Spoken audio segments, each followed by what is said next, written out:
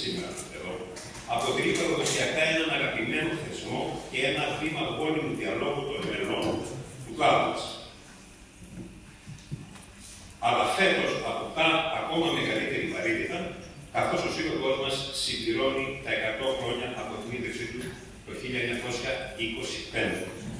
Συμπληρώνει έναν αιώνα δημιουργικότητας και συλλογικότητας, που συνέβαλε δραστικά στην ανάπτυξη της αεροσοφορίας στη Θεσσαλονίκη. Και όχι μόνο.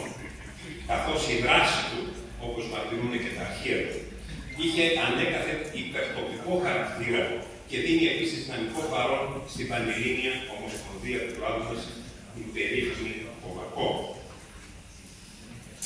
Από την πρώτη στιγμή της ίδρυσής του, το μακρινό 1925, μόλις 13 χρόνια μετά την απελευθέρωση της Θεσσαλονίκης στο στρατιωτικό ζυγό και 3 χρόνια μετά την μικρασιατική καταστροφή και το μεγάλο κύμα προσφυγιάς προς τη μητέρα Ελλάδα και φυσικά και προς τη Θεσσαλονίκη, σε μια από τις πιο ταραγμένες περιόδους της νεότερης μας ιστορίας, την περίοδο του περίφημη περίοδο του Μεσοπολέμου, ανάμεσα στον πρώτο και τον δεύτερο παγκόσμιο πόλεμο.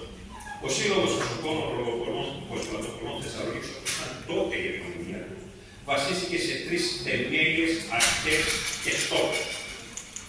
Την αμοιβαία ηθική αλληλοϊποστήριξη των μελών, την ανάπτυξη και υποστήριξη των κοινών συμφερόντων των μελών, της επικοινωνίας και της κοινής δράσης μεταξύ των μελών, με στόχο βέβαια την πρόοδο και ευημερία του κλάδου.